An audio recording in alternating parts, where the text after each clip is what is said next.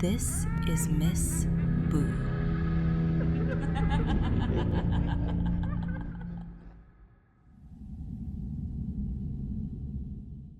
According to the city's records, only 3 maintenance workers entered the Black Line that night. The problem is that I remember 4.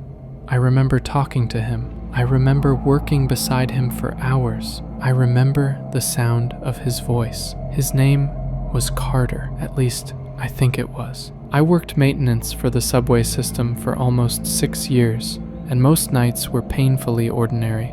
We replaced broken lights, repaired wiring, cleared drainage tunnels, and dealt with equipment failures. Nothing exciting ever happened. Then we got assigned to the Black Line. Officially, that section of tunnel had been abandoned decades ago after a collapse. Unofficially, nobody liked talking about it. The older workers would go quiet whenever its name came up. Some refused to go down there at all. I never paid much attention to the stories. Every workplace has its myths. The foreman called the 4 of us into his office before the shift and spread an old blueprint across his desk. Then he looked at each of us and said, "There is one rule down there. No shouting, no singing, and whatever you do, don't whistle." Nate immediately laughed. "Seriously? That's the rule?" The foreman didn't smile. "I'm serious." About an hour later, we were riding an old maintenance elevator deep beneath the city. Besides me, there was Nate, Owen, and Carter. Nate never stopped talking. Owen looked nervous before we'd even reached the bottom. Carter stood silently against the wall, staring at the elevator doors like he already knew something we didn't. As the lift rattled lower, Nate grinned and said, "What happens if somebody whistles? The subway ghosts get offended?" Nobody answered. When the elevator finally stopped and the doors opened, the Black Line didn't look particularly unusual. It was old, dirty, and abandoned. What stood out wasn't what we saw, it was what we didn't hear. Every subway tunnel makes noise. Water drips somewhere. Air moves through the vents. Electricity hums inside equipment. This place had none of that. The silence felt wrong, not because it was loud or dramatic, but because it seemed complete. I could hear my own breathing inside my ears. Even Nate stopped joking for a moment. The entrance to the tunnel was blocked by a rusted steel security door, covered in warning signs that looked older than all of us. Carter unlocked it without saying a word. The second the door swung open, cold air drifted out from the darkness. Nate shined his flashlight down the tunnel and laughed. "That's it? This is what everyone's scared of?" Before anyone could stop him, he put 2 fingers in his mouth and whistled. The sound echoed farther than it should have. It traveled down the tunnel and seemed to keep going long after it should have faded. Then, Carter grabbed Nate by the front of his jacket and slammed him against the wall. "Don't ever do that again." Nobody moved. Nate looked shocked. So did I. But what I remember most is Carter's face. He wasn't angry. He looked genuinely terrified. The kind of terrified you only see in someone who already knows exactly what happens when a rule gets broken. For the next couple of hours, we worked without incident. We inspected wiring, checked old junction boxes, and logged equipment that needed replacement. Eventually, everyone relaxed a little. Nate even started making jokes again. Then, sometime later, he suddenly stopped what he was doing and looked into the darkness. "Do you guys hear that?" he asked. Owen glanced up from his clipboard.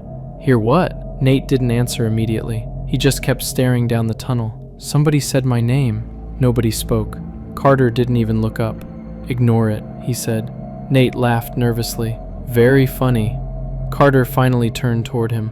"I'm not joking." We took our lunch break inside a small concrete maintenance room built into the side of the tunnel. Nobody was talking much by then. The silence outside seemed to follow us everywhere. Nate pulled a pair of foam earplugs from his pocket and started putting them in. The reaction was instant. Carter reached across the table and ripped them out of his hand. "Don't!" Nate stood up. "What is your problem?" Carter leaned forward and lowered his voice. "You need to hear what's around you down here." Nate rolled his eyes. "You're acting insane." Carter didn't respond. For a few seconds, nobody said anything. Then we all heard it. Tap. The sound came from somewhere inside the concrete wall beside us. Owen looked up immediately. Tap, tap. This time, it was louder, like somebody knocking from the other side. Every person in that room froze. Nate slowly turned toward the wall. Another tap echoed through the concrete.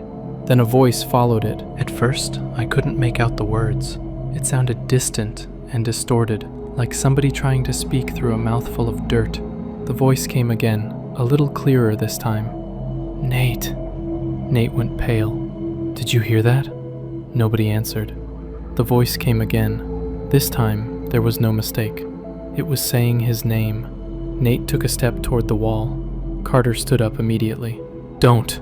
Nate ignored him. He was staring at the concrete, like he was listening to something only he could hear. Then, his expression changed completely. All the color drained from his face. No way, he whispered. My stomach tightened. What? Nate swallowed hard. It's my mom. Nobody moved. Carter looked like he had just watched somebody step off the edge of a cliff. Nate slowly walked closer to the wall. She's crying, he whispered. She's asking me to help her. Carter moved between him and the concrete. His voice was calm, but there was real fear behind it. That isn't your mother. Nate stared past him toward the wall. You don't understand. It's her voice. Carter shook his head. They don't want you. They want your answer. Then, the voice inside the wall said Nate's name again, and this time, it sounded exactly like someone who knew him. Nobody moved. The room was completely still. Nate stood a few feet from the wall, staring at it like he'd forgotten we were there. It's her, he whispered. It's actually her. Carter stepped forward immediately. Nate, look at me. Nate didn't. His eyes stayed locked on the concrete. The voice came again, weak and distant, sounding exactly like someone speaking through layers of dirt and stone. Nate, please.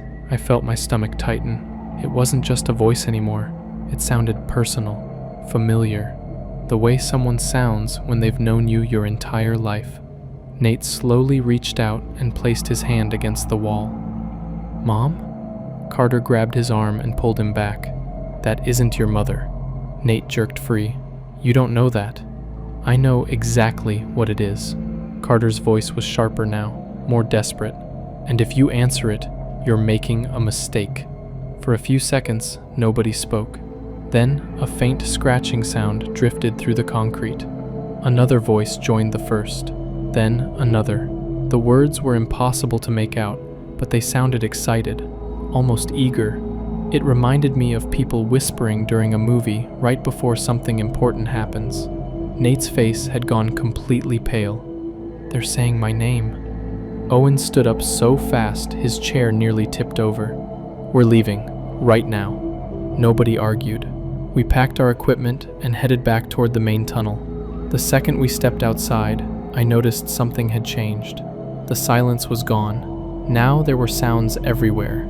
Faint sounds, small sounds, movement in places where there shouldn't have been movement. Every few seconds, it felt like something shifted just beyond the reach of our flashlights. Nobody said anything, but we all noticed it. We were halfway back to the access door when a whistle echoed through the tunnel. The exact same whistle Nate had made hours earlier. We all froze. The sound came from somewhere deep in the darkness ahead of us. Slow, deliberate, almost curious. Nate stopped walking. Carter swore under his breath. Then, the whistle came again, closer this time. Owen grabbed my arm. Tell me somebody's messing with us. Nobody answered, because deep down, all of us already knew nobody else was down there. Nate suddenly started walking toward the sound. Carter caught him by the shoulder. Don't. Nate looked confused. Can't you hear her? My blood ran cold. Hear who? Nate frowned like the answer should have been obvious. My mom. She's right there. He pointed into a section of tunnel where our lights couldn't reach.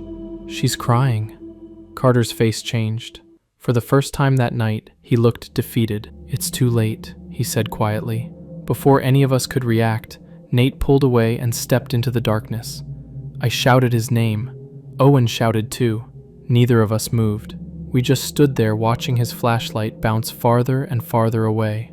Then, the light stopped. For a second, everything went silent again. Then we heard a wet, tearing sound from somewhere ahead. It wasn't loud. That was the worst part. It sounded almost casual, like somebody pulling apart a piece of fabric. Nate never screamed. We never heard him call for help. We just heard one short gasp, and then nothing. Owen broke first. He started shouting Nate's name over and over again. The sound echoed through the tunnel. Then something shouted back, "Nate!" It was Owen's voice. Exactly Owen's voice. The same tone, the same accent, the same panic. Then another voice joined it. Then another. Suddenly, dozens of Owens were screaming Nate's name from every direction. The tunnel exploded with sound. Owen dropped to his knees and covered his ears. I couldn't blame him. Hearing one copy of your own voice would be disturbing.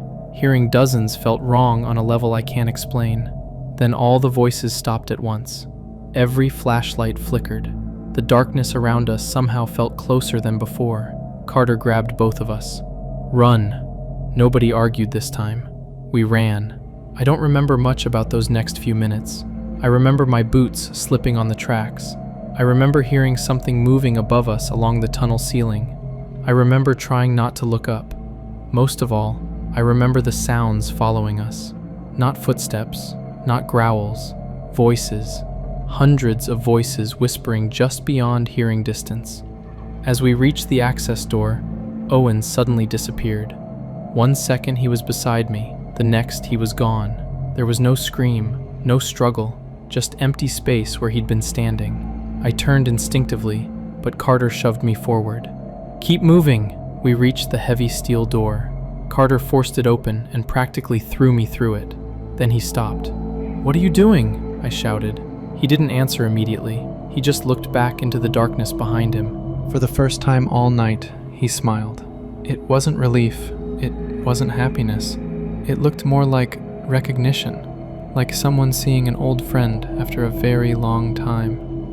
"I've been down here longer than you think," he said softly. Then figures started appearing behind him, pale faces emerging from the darkness, one after another. There were dozens of them, maybe more. Every single one was smiling, and every single smile looked exactly like Carter's. He slammed the door shut before I could say another word. I sprinted for the elevator, alone. By the time I reached the surface, I was barely able to breathe. The official report blamed everything on a tunnel collapse. Nate and Owen were listed as missing and presumed dead. I spent weeks giving statements and answering questions. Then, one afternoon, someone from Transit Administration called me into an office. They'd been reviewing employee records. The woman behind the desk looked confused. "Ryan," she said, "who's Carter?" I thought she was joking. I told her he was our senior technician, the man who'd been with us that night. She stared at me for several seconds before turning her monitor around. "There has never been an employee named Carter." I laughed. Then I stopped laughing. There were records for me, records for Nate, records for Owen. Nothing for Carter. No hiring documents, no payroll records, no ID badge, no emergency contact information. Nothing. According to every file they had, only 3 maintenance workers entered the black line that night. I quit the next morning. I haven't gone underground since. Maybe Carter was a man. Maybe he wasn't. Maybe he'd been trapped down there for years. Maybe he never left. All I know is that sometimes, usually when the house is quiet and I'm trying to fall asleep, I hear a faint whistle somewhere in the distance, and every single time I have to fight the urge to answer it. The first mistake I made was answering when something in the woods called my name. I'd heard the stories growing up in Tennessee. Everybody knew some version of the same warning. If you're alone in the woods after dark and something calls your name, don't answer. Don't call back. Don't go looking for it. I always thought those stories were nonsense. A few months ago, I found out why people still tell them. I was spending the afternoon hunting in the woods behind my parents' house. Around sunset, I started packing up after realizing I hadn't seen a single animal all day. What bothered me wasn't the lack of deer. It was the complete absence of any sign of life. The fresh snow stretched untouched between the trees, And no matter where I looked, I couldn't find a single track. No deer had crossed the area, no rabbits had wandered through, and even the birds seemed to have abandoned that part of the forest. At the time, I tried to explain it away. Maybe the weather had driven everything deeper into the woods. Maybe I was simply in a bad spot. Looking back, I think every living thing already knew something I didn't. The sun was disappearing behind the trees when I heard someone call my name. The voice was distant enough that I couldn't make out much at first. Then it came again, and this time I heard it clearly. "Jason!" I remember standing there for a second, trying to convince myself it was another hunter. That explanation lasted right up until I realized I hadn't seen a single sign that anybody else had been in those woods all day. Then the voice called my name again. Before I had time to think about it, I answered, "Who's there?" The second the words left my mouth, I felt stupid. Every warning I'd heard as a kid suddenly came rushing back into my head. For a few moments, nothing happened. Then I saw movement between the trees. A figure stepped into view and started walking toward me. At first, I felt relieved. It was my best friend Ethan, or at least it looked exactly like him. "Jason!" he called, waving as he got closer. "What the hell are you doing out here?" I asked. He laughed. "You spent half the day texting me about this hunting spot. I got curious." At the time, that sounded reasonable. Now it's one of the details that bothers me the most. I'd texted him about hunting. I had never told him where I was. For some reason, that thought never fully registered in the moment. I was too busy being relieved that the voice belonged to someone I knew. We started walking back toward my house together. The conversation felt normal enough. We joked around, talked about old memories, and complained about getting older. If someone had walked past us, they would have seen two lifelong friends catching up after not seeing each other for a while. The strange thing is that I can't remember a single specific thing we talked about during that walk. I only remember the feeling. Every few minutes, something would seem slightly off, and before I could figure out what it was, the feeling would disappear again. By the time we reached the house, I'd convinced myself I was imagining things. We started a fire in the backyard and opened a couple beers. The warmth of the fire and the familiar conversations slowly relaxed me. For a while, I actually felt embarrassed about how nervous I'd been in the woods. Then Ethan asked me a question. "Do you ever miss living here, Ethan?" I laughed automatically. A second later, I realized what he'd said. He was looking directly at me. "My name is Jason." For a moment, neither of us spoke. Then he smiled. "Sorry, I meant Jason." I laughed it off, but something about the mistake stayed with me. Once I noticed it, I started noticing other things too. The chip in his front tooth seemed to be on the wrong side. His eyes looked slightly different. Even the way he smiled felt unfamiliar, although I couldn't explain why. None of it was obvious enough to make sense on its own. It was more like looking at a photograph that's been copied too many times. The image is still recognizable, but small details start drifting out of place. I kept telling myself I was being paranoid. Then he leaned forward to toss another log into the fire. That's when I caught a smell that instantly turned my stomach. The closest thing I can compare it to is roadkill that's been sitting in the woods for days. I tried not to react. Whatever was sitting across from me looked almost exactly like my best friend. Almost. And that single word was becoming harder and harder to ignore. A little before midnight, he asked if he could come inside for a glass of water before heading home. I don't know why, but something about the way he asked made me uneasy. Still, saying no suddenly felt like a very bad idea. So I let him in. And that's when things became impossible to explain. I wish I could tell you that I threw him out right then and there. The truth is, I didn't. By that point, I wasn't even sure what was happening. Every strange thing had a reasonable explanation if I looked at it by itself. People mix up names. Teeth get fixed. Eye color can look different depending on the lighting. Even the smell could have come from somewhere else. The problem was that those things kept piling up. Any one of them would have been easy to ignore. Together, they made me feel like I was sitting across from someone who had studied my best friend without ever actually meeting him. When he asked if he could come inside for a glass of water, saying no suddenly felt like a bad idea. I can't explain why.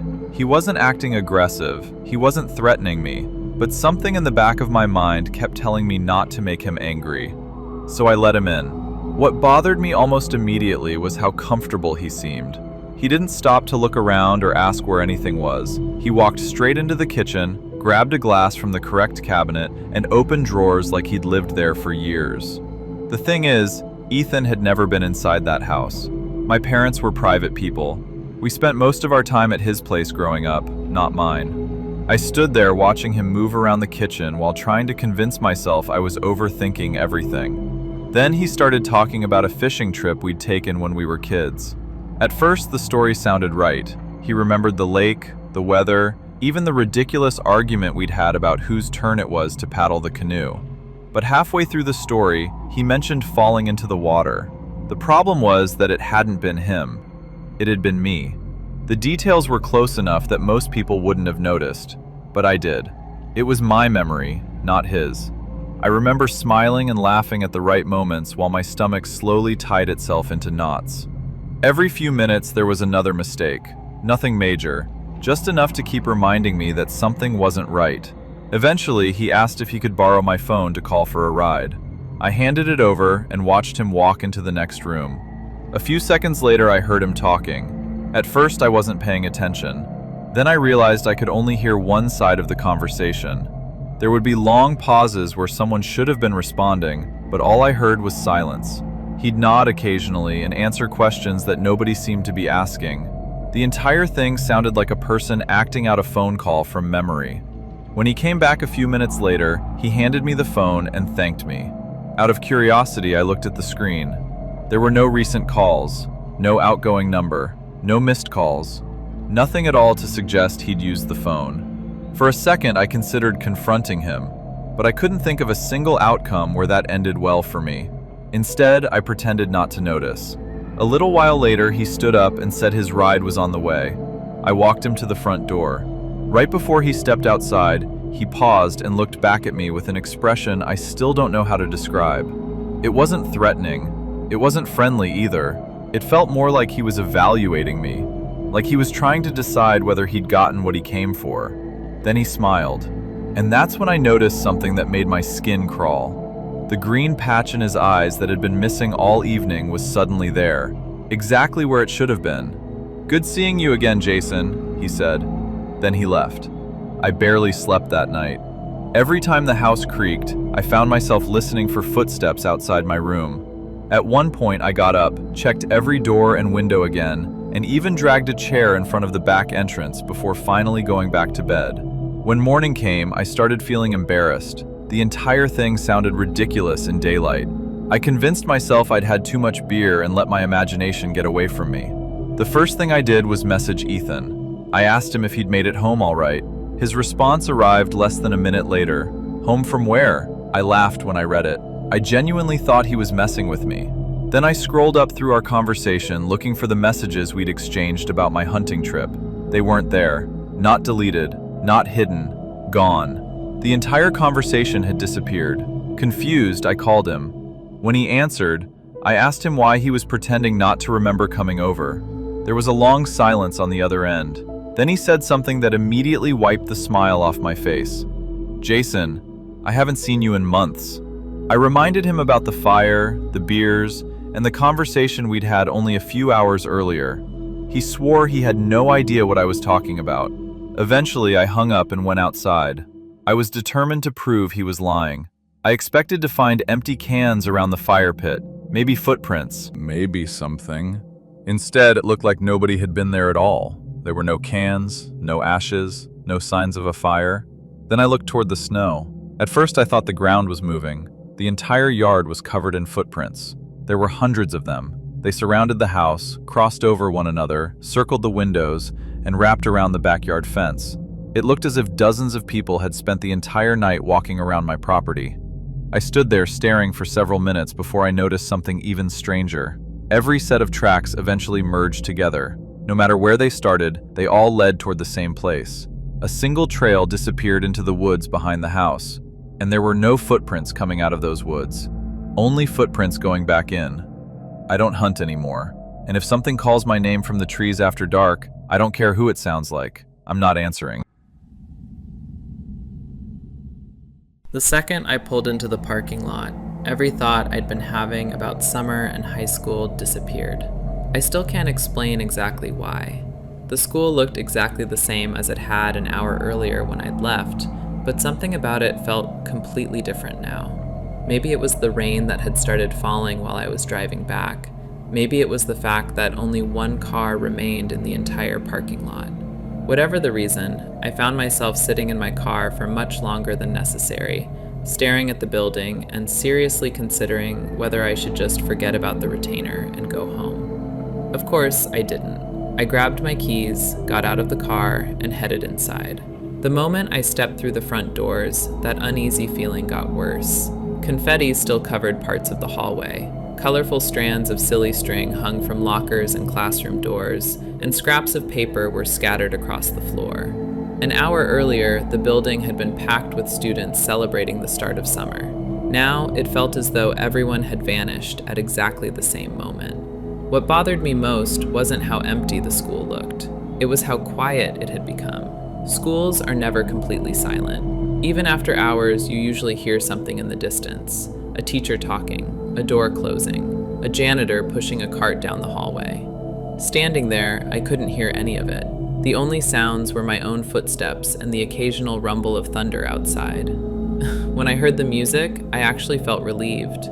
At first, it was faint enough that I thought it might be coming from outside, but the farther I walked, the clearer it became. Someone was playing an old song through what sounded like a cheap portable radio. Almost immediately, I thought of the janitor. Everybody knew him. He carried that little radio everywhere, and half the school made fun of his music because it sounded like something their grandparents would listen to. The strange thing was that the explanation should have made me feel better. Instead, it made me even more uncomfortable.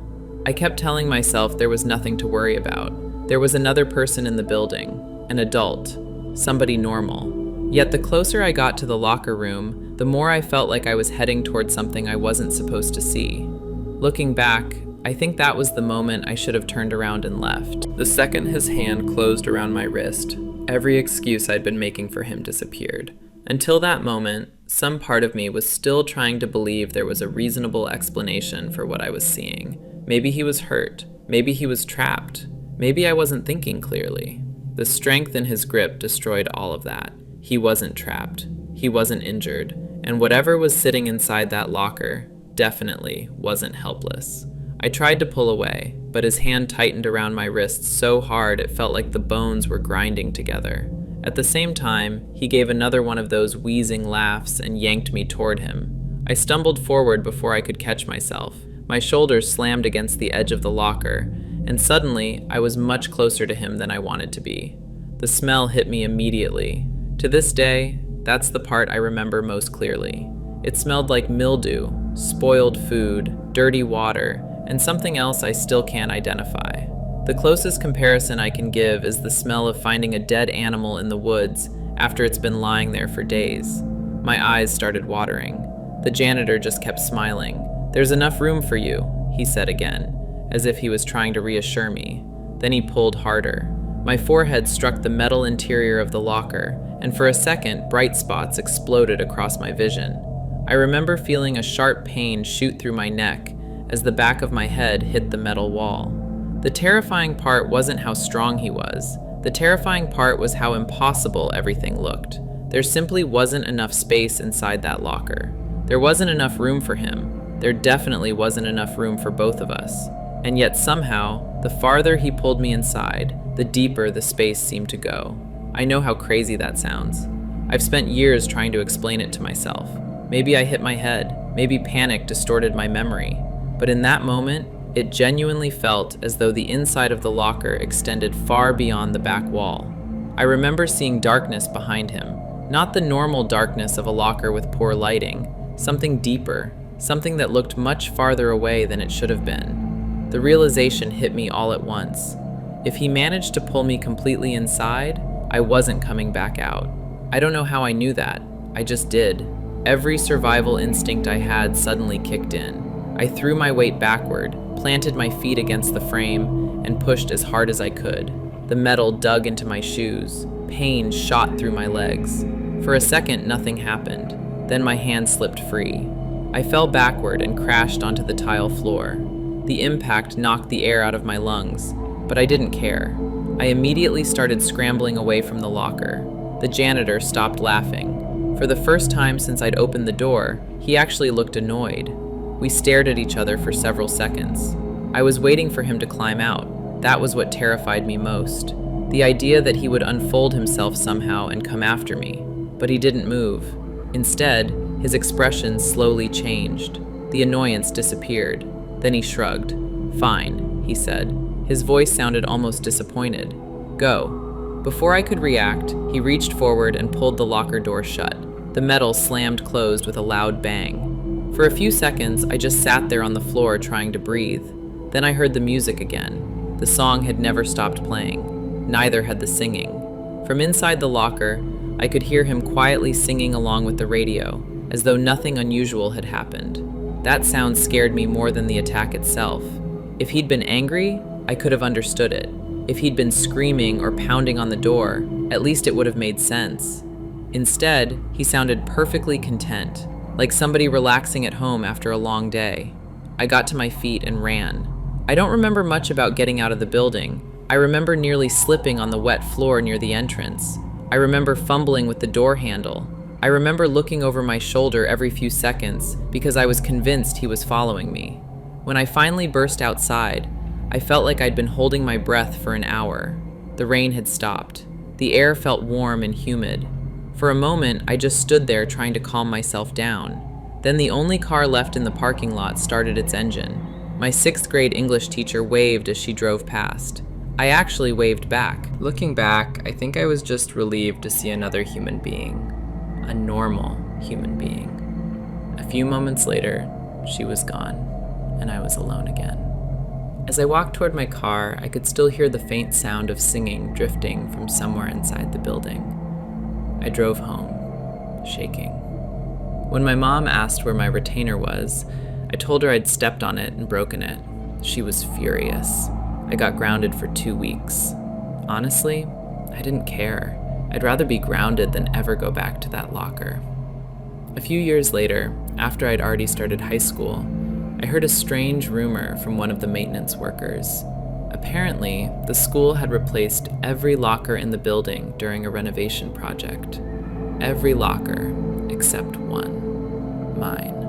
Nobody could explain why, but whenever they tried to remove it, something always went wrong. The project manager eventually gave up and ordered a replacement locker installed beside it instead. I don't know if the story is true. I've never gone back to check, and I don't plan to. Because if that locker is still there, I have a feeling he's still inside it, waiting for someone else to open the door. If this story gave you chills, don't forget to subscribe, because the next one might be even worse.